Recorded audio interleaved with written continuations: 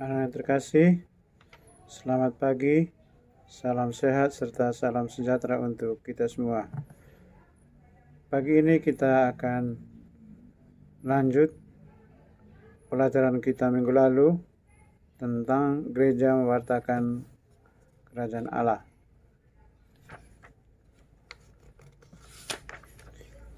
Tugas gereja di dunia pada dasarnya meneruskan karya Yesus Kristus, yaitu menghadirkan kerajaan Allah.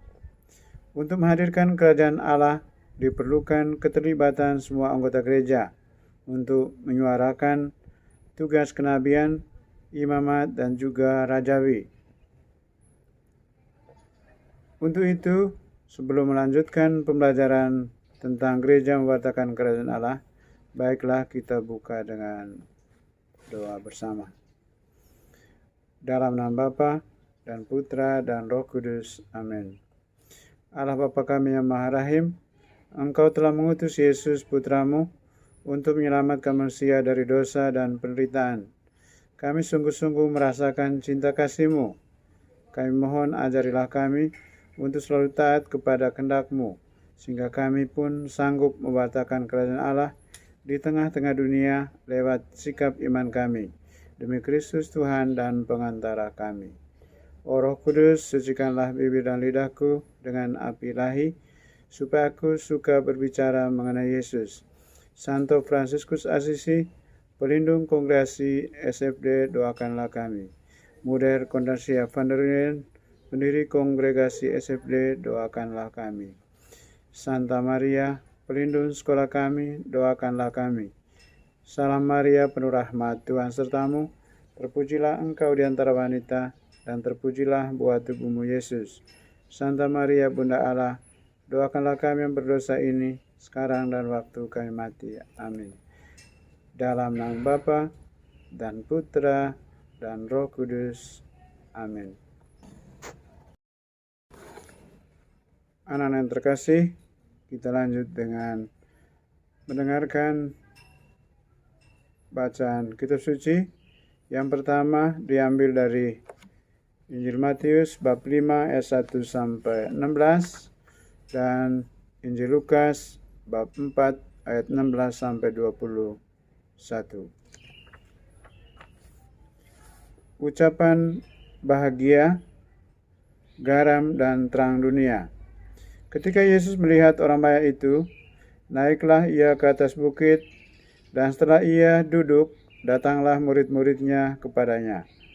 Maka Yesus pun mulai berbicara dan mengajar mereka, katanya, berbahagialah orang miskin di hadapan Allah, karena merekalah yang mempunyai kerajaan sorga. Berbahagialah orang yang berduka cita, karena mereka akan dihibur. Berbahagialah orang yang lemah lembut, karena mereka akan memiliki bumi. Berbahagialah orang yang lapar dan haus akan kebenaran, karena mereka akan dipuaskan. Berbahagialah orang yang murah hatinya, karena mereka akan beroleh kemurahan. Berbahagialah orang yang suci hatinya, karena mereka akan melihat Allah. Berbahagialah orang yang membawa damai, karena mereka akan disebut anak-anak Allah. Berbahagialah orang yang membawa damai. Berbahagialah orang yang dianiaya oleh sebab kebenaran, karena merekalah yang mempunyai kerajaan surga. Berbahagialah kamu, jika karena aku kamu dicela dan dianiaya, dan kepadamu difitnahkan segala yang jahat. Bersukacitalah dan bergembiralah, karena upahmu besar di surga. Sebab demikianlah juga telah dianiaya nabi-nabi yang sebelum kamu. Kamu adalah garam dunia. Jika garam itu menjadi tawar, dengan apakah ia diasinkan? Tidak ada lagi gunanya selain dibuang dan diinjak orang. Kamu adalah terang dunia. Kota yang terletak di atas gunung tidak mungkin tersembunyi. Lagi pula, orang tidak menyalakan pelita lalu meletakkannya di bawah gantang, melainkan di atas kaki dian, sehingga menerangi semua orang di dalam rumah itu. Demikianlah hendaknya terangmu bercahaya di depan orang, supaya mereka melihat perbuatanmu yang baik dan memuliakan Bapamu yang di surga. Yang kedua, bacaan diambil dari Injil Lukas bab 4 ayat 16 sampai 21. Yesus ditolak di Nazaret.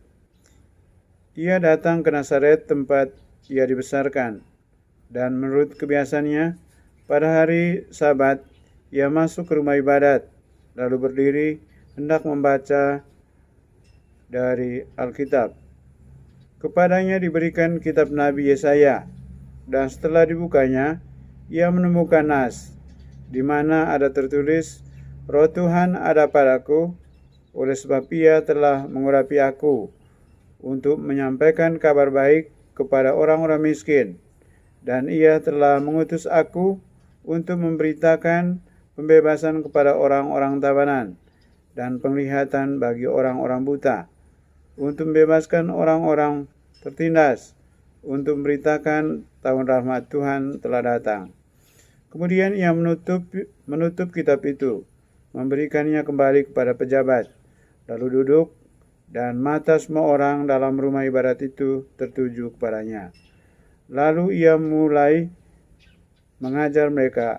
Katanya, pada hari ini genaplah nas ini sewaktu kamu mendengarkannya. Demikianlah Injil Tuhan. Terpujilah Kristus.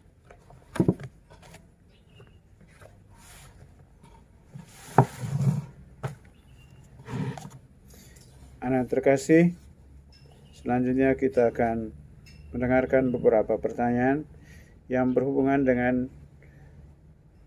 isi kedua bacaan Injil yang baru saja kita dengar bersama.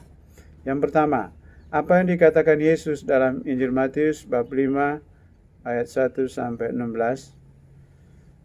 Yang pertama, berbahagialah orang yang miskin di hadapan Allah, karena merekalah yang mempunyai kerajaan surga.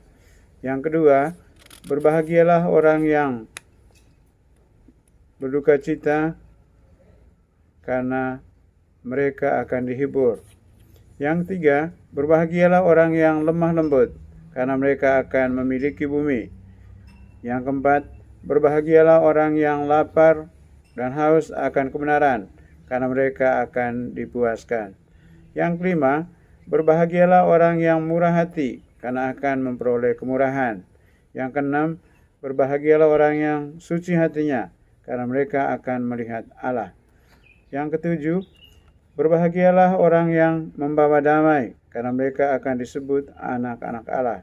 Yang kedelapan, berbahagialah orang yang dianiaya karena kebenaran, karena mereka yang mempunyai kerajaan surga. Yang kesembilan, berbahagialah kamu jika karena aku kamu dicela, dianiaya, dan kepadamu difitnahkan segala yang jahat.